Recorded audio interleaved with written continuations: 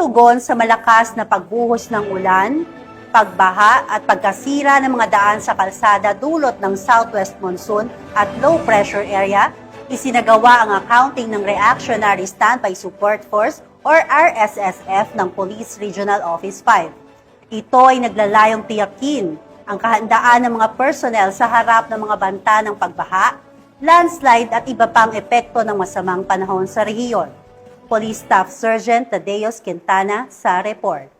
Sa patuloy na lalakas na pag-ulan dulot ng low pressure area na pinalakas pa ng habagat, isinagawa ang accounting at activation ng Reactionary Standby Support Force o RSSF ng Police Regional Office 5 sa Camp Brigadier General Simeon A. Ola, Legazpi City. Ang aktibidad ay naglalayong tiyakin ang kahandaan ng mga personnel sa harap ng banta ng pagbaha, landslide at iba pang epekto ng masamang panahon sa rehiyon. Kasabay nito, sinuri at binilang ang mga itinalagang personnel at binigyan ng komprehensibong briefing hinggil sa mga protocol sa standby status, tamang deployment procedures at mga prioridad sa operasyon.